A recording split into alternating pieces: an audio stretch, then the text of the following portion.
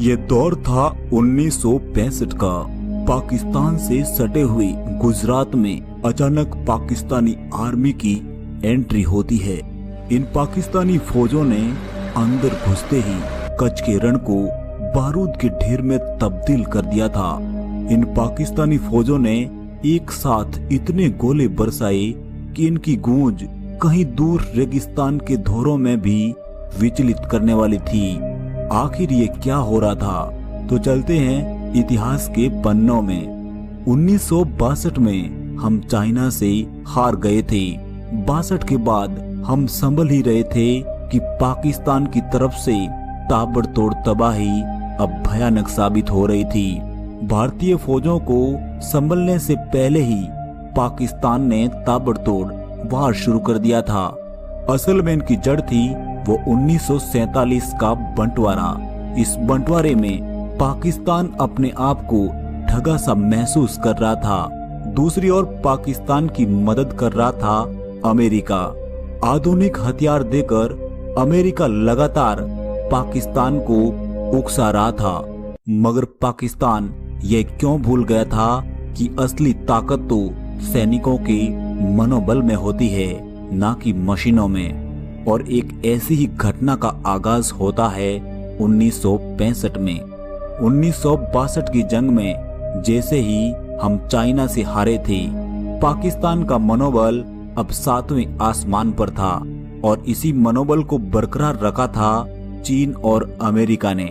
और इस तरह जनवरी के सर्द भरे मौसम में पाकिस्तान अपनी नापाक हरकतों को अंजाम दे रहा था। इस समय हमारे प्रधानमंत्री थे लाल बहादुर शास्त्री जी, जिनका कद छोटा था मगर उनकी एक ललकार ने भारतीय सेना में जान फूंक दी थी। मगर पाकिस्तान ने ऑपरेशन जिब्राल्टर चलाकर कश्मीर की घेराबंदी कर दी थी ताकि भारत को दोनों तरफ उलझाया जा सके। मगर इंडियन आर्मी को उलझाना इतना आसान भी नहीं था। अब कश्मीर घाटी घुसपैठियों से भर सी गई थी। इसका मकसद सीधा सा था, कश्मीर में घबराहट पैदा करना ताकि कश्मीरी लोग भारत के खिलाफ खड़े हो जाएं। मगर ये पैंतरा भी काम नहीं आया। वह चाहे हिंदू हो या मुसलमान, दोनों ने ही अपने मुल्क से गद्दारी कतई स्वीकार नहीं की थी। हमें आज भी गर्व है हमारे भारतीय मुसलमानों पर, जो हर मुसीबत में हमारे साथ कंधे से कंधा मिलाकर खड़े थे। अब भारतीय सेना कश्मीर और गुजरात दोनों में जंग लड़ रही थी। इसी दौरान एक नाम उभर कर सामने आता है हाजी पीर दर्रे का, जो पाकिस्तान के कब्जे में था। असल में हाजी पीर दर्रा भारत के उरी और पुंछ शहरों के बीच था। इसी दर्रे को पाने के लिए भारत ने ऑपरेशन बख्शी की शुरुआत की। यहाँ सेना को लीड कर रहे थे कमांडर ब्रिगेडियर जेड.सी. बख्शी। मौसम बेहद ही खराब था। बारिश के घनघोर अंधेरे में हमारी सेना दुश्मनों को चकमा देते हुए आखिर हाजी पीर दर्रे को फतेह कर लिया था। अब इस दुर्गम चोटी पर भारत का तिरंगा लहरा रहा था। और इस तरह पाकिस्तान की ऑपरेशन जिब्राल्टर की हवा से निकल गई थी। पाकिस्तान इस हार को बचाने में नाकाम रहा था और आनन फानन में ही अखनूर पर सैनिक हमला कर दिया था। अखनूर हमले का मकसद बस इतना सा था कि जम्मू कश्मीर को बाकी भारत से अलग थलग कर दिया जाए। अब इस जंग का दौर धीरे धीरे भयानक रूप ले रहा था। अखनूर का बदला भारत ने पाकिस्तान के पंजाब प्रांत को तबाह करके लिया। अब भारतीय फौजों का अगला टारगेट लाहौर था। मगर इस बीच में एक कस्बा था बर्की। पाकिस्तानी सेना बर्की की जबरदस्त घेराबंदी कर रखी थी। मगर इस घेराबंदी को आग उगलते भारतीय टैंकों ने पल भर में ही तबाह कर दिया था। अब बर्की पर भी भारतीय तिरंगा लहरा रहा था। इसी दौर में 8 सितंबर 1965 की रात में एक अजीब सी घटना घटती है। पाकिस्तान ने भारत की खेमकरण सेक्टर पर अचानक हमला बोल दिया था और यहाँ मौजूद थे अब्दुल हमीद की टुकड़ी। यहाँ पाकिस्तानी सेना अमेरिकी पेटन टैंकों से भयानक तबाही मचा रही थी। मगर अचानक अब्दुल हमीद ने गन वाली जीप में बैठकर एक के बाद एक इन टैंकों पर निशाना लगाना शुरू कर दिया था और देखते ही देखते इन टैंकों के परखच्चे उड़ गए थे।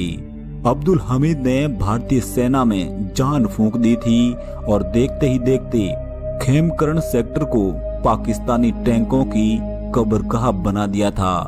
मगर भागते पाकिस्तानियों ने अब्दुल की जीप पर गोला फेंक दिया था। अब्दुल हमीद बुरी तरह घायल हो गए थे और कुछ समय बाद वे शहीद हो गए थे। मगर शहीद होने से पहले ही भारत को वे निर्णायक बढ़त दिला गए थे। इसी बहादुरी के चलते मृत्यु उपरांत शहीद अब्दुल हमीद को परमवीर चक्र दिया गया था। इस दौरान हमारी एयरफोर्स ने भी अपना लोहा मनवाया था। दुश्मनों के ठिकानों को बुरी तरह तबाह कर दिया था। एयरफोर्स ने एक के बाद एक कई बंकरों को आग के हवाले कर दिया था। पाकिस्तान के विदेश मंत्री जुल्फिकार अली भुट्टो लगातार सेना का निरीक्षण कर रहे थे और समय समय पर राष्ट्रपति अयूब खान को योजना के बारे में अवगत करा रहे थे। ये वही शास्त्री जी थे जिनका नाटा कद होने पर अयूब खान ने मजाक उड़ाया था। मगर अब इन्हीं शास्त्री जी के निर्देशन में पाकिस्तान को उल्टे कदम भागना पड़ रहा था। असल में इस युद्ध की नींव पाकिस्तान में 1962 के बाद ही बन गई थी।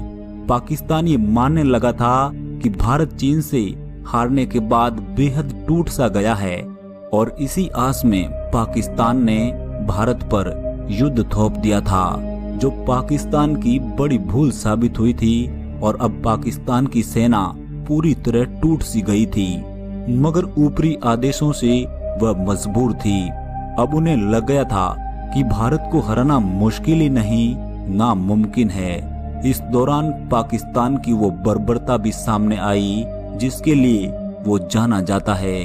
असल में जो युद्धबंदी पाकिस्तान के कब्जे में थे उनके साथ पाकिस्तान ने अजीब सा सलूक किया था। भारतीय जीवित सैनिकों को पहले उनके अंगों को काटा और फिर तड़पा तड़पा कर मार डाला था। दूसरी ओर भारत ने पाकिस्तान के युद्धबंदियों के साथ वही नीति अपनाई जो एक विजेता देश को शोभा देती है। दूसरी ओर चीन और अमेरिकी देशों को भी निराशा ही हाथ लगी। वे नहीं चाहते थे कि भारत पाकिस्तान से जीत जाए और अब यह समय था 23 सितंबर 1965 का। दोनों देशों की आर्मी ने अब सीमा पर आग उगलना बंद कर दिया था और इस विराम की वजह थी संयुक्त राष्ट्र की सीज फायर घोषणा। इस जंग में 1900 वर्ग किलोमीटर पाकिस्तानी इलाका भारत ने जीता। वहीं पाकिस्तान के कब्जे में भारत का 540 वर्ग किलोमीटर एरिया ही हाथ लगा था। इस तरह 1965 की जंग का भारत ने मुंह तोड़ जवाब दिया था। दोस्तों कमेंट में जरूर बताइएगा कि इस युद्ध के बारे में आप क्या सोचते हैं और राष्ट्र के नाम एक लाइक तो बनता है, साथ ही चैनल सब्सक्राइब जरूर कीजिएगा। जय हिंद, जय भारत।